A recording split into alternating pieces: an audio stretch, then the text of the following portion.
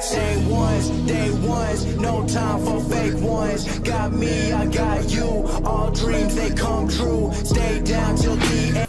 Bienvenue à tous et à toutes, je suis Maxime Olive.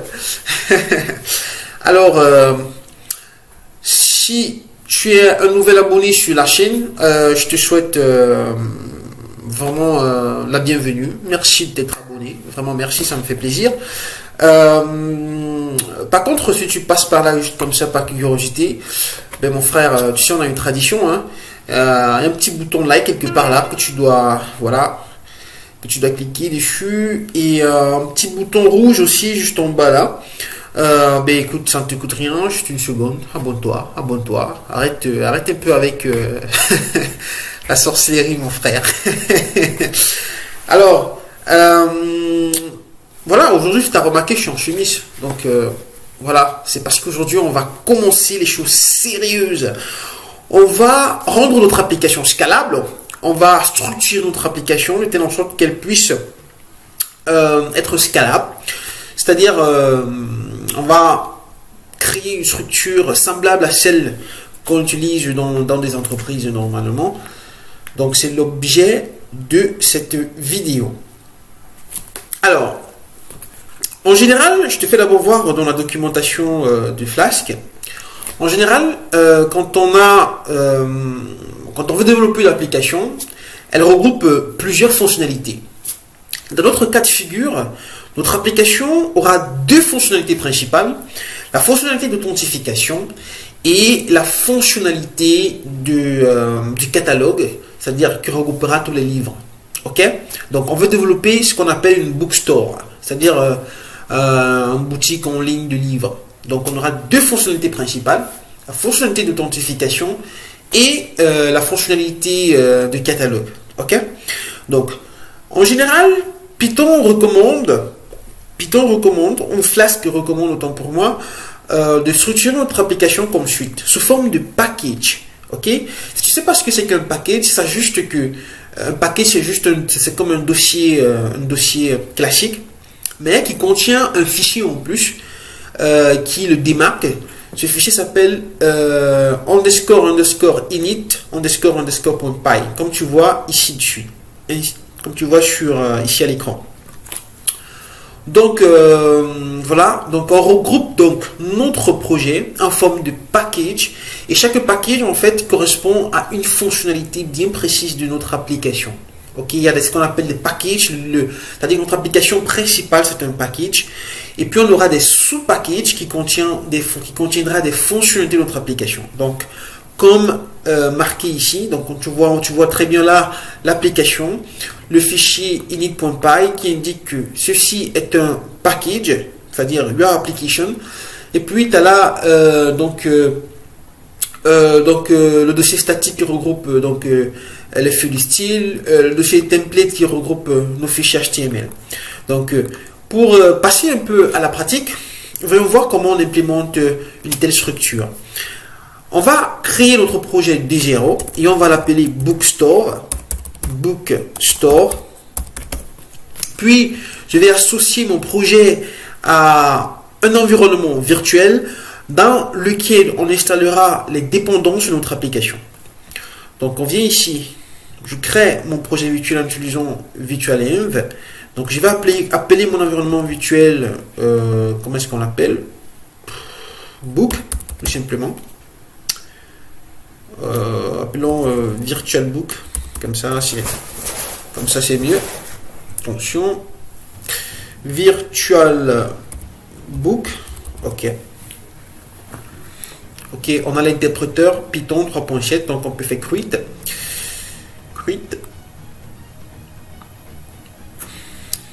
new window, this window.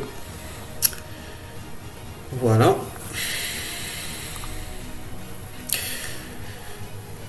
Voilà le projet et un mode de loading.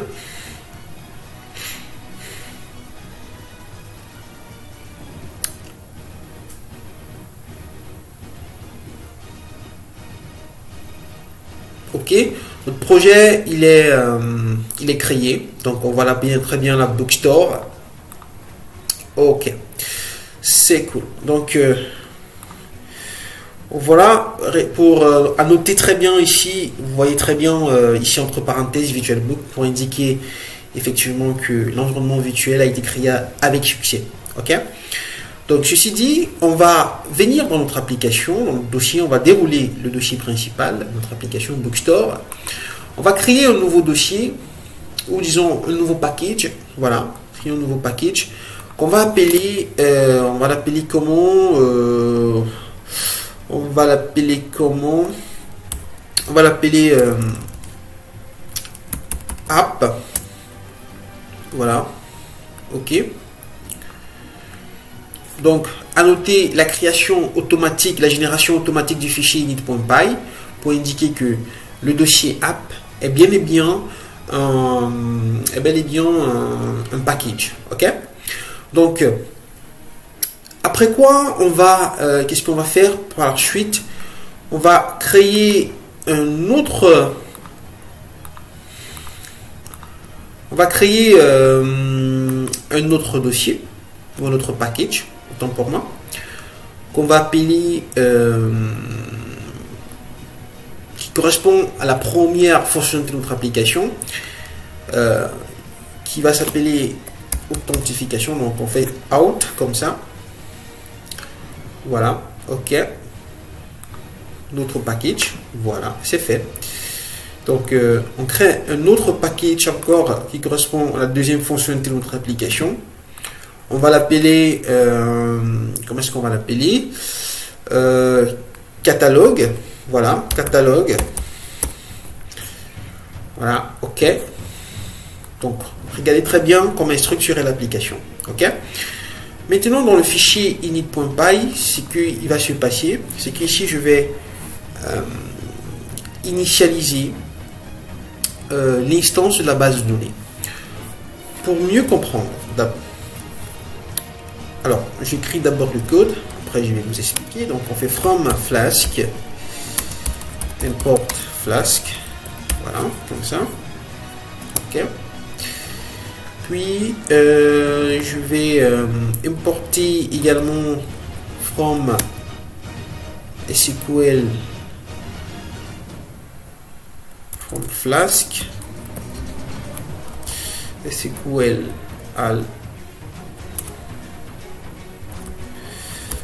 alchemy import SQL alchemy, voilà. Puis ici je vais créer donc l'instance de ma base de données SQL alchemy égale à sysim, exactement. Donc vous voyez très bien que le linter m'indique qu'il y a des erreurs. Cela signifie que les librairies n'ont pas été installées. Donc si je viens dans mon terminal et je fais pip install flask par exemple, je n'ai rien à craindre du moment où je suis dans mon environnement virtuel. Voilà. Voilà. Flask s'installe.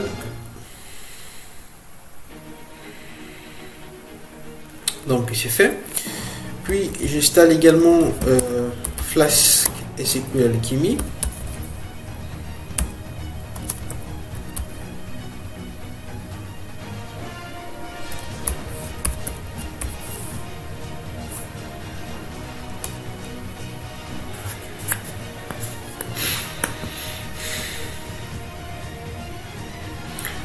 Voilà.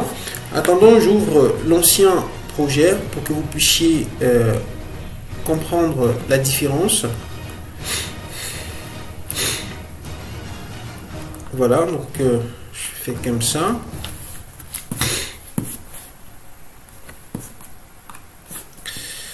Puis Bookstore, je vais le mettre là du côté. Ok. Donc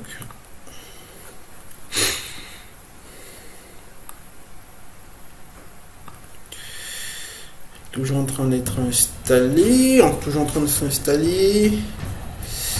Attention, j'arrive les amis.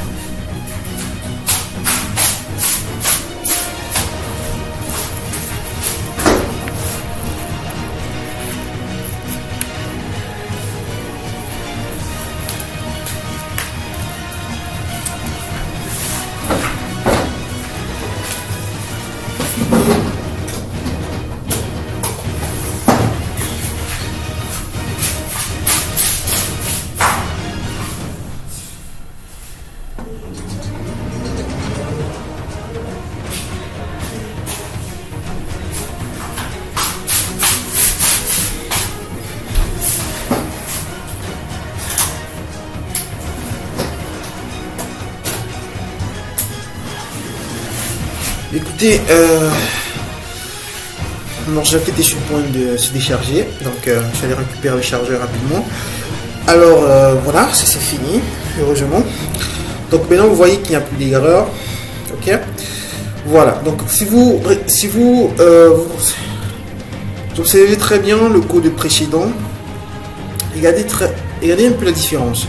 On a un fichier dans lequel on a toutes nos endpoints, voilà, définies, toutes nos classes. Donc c'est très sale comme ça. C'est pas une bonne pratique en général. C'est pas une bonne pratique. Donc ici c'est pas cool. Donc pour l'instant on ne va pas créer. Voilà, c'est juste pour vous montrer un peu comment c'est sale et c'est pas bien ici. Voilà. Donc pour l'instant, ce qu'on va faire, c'est qu'on va pas créer l'instance de notre application maintenant, l'instance du Flask. On le fera ultérieurement. Donc actuellement, je vous montre juste à quoi ressemble la structure d'une vraie application professionnelle. Donc par la suite, il faudrait penser également aux fichiers de configuration. En général, dans un projet comme celui-ci, un projet sérieux, on a trois environnements de développement. On a l'environnement de test, on a généralement trois environnements. L'environnement de test, l'environnement de développement, l'environnement de production. Ok. Et chaque environnement correspond à sa configuration. Je prends un exemple simple. Supposons que voilà, durant le développement, vous utilisez une base de données comme SQLite ou bien PostgreSQL. Je pourrais que en production, vous décidiez d'utiliser Oracle, par exemple. Donc c'est la raison pour laquelle il est très important donc, de séparer, d'avoir un fichier de configuration, une configuration particulière pour tous ces différents environnements. Donc je vais aller rapidement donc dans Flask toujours. Je vais créer cette fois-ci un nouveau dossier, pas un package. Et puis je vais l'appeler config. Voilà, config. Et puis dans ce dossier config, qu'est-ce que j'aurai? Dans ce dossier config, je vais créer trois fichiers Python. Je vais créer un fichier qu'on appelle dev, l'environnement de développement. Puis l'autre fichier que je vais appeler test toujours. Et l'autre que je vais appeler prod. Voilà, prod. Ok, donc c'est cool les amis. Donc on voit très bien, donc comment est structurée notre application. On a là l'application principale. Dans l'application principale, on a le dossier out qui correspond, le dossier ou le package out qui correspond à la fonctionnalité d'identification. On a la fonctionnalité de catalogue qui est notre package. Toujours, notez toujours le fichier init.py. Et puis on a également le dossier de configuration avec les trois différents fichiers correspondant à chaque environnement. Donc dans la prochaine vidéo, je vais vous montrer comment voilà, continuer à structurer effectivement notre application pour qu'elle soit la plus robuste possible. Alors si tu as apprécié la vidéo, écoute, tu sais ce qu'il te reste à faire, non? Un petit like, abonne-toi, il y a le petit bouton juste en bas là. Sois pas modeste mon frère, abonne-toi. Et écoute, on se voit dans la prochaine vidéo. Je suis vraiment crevé. Et merci à toi qui m'a offert cette chemise. Elle se reconnaîtra. Ciao.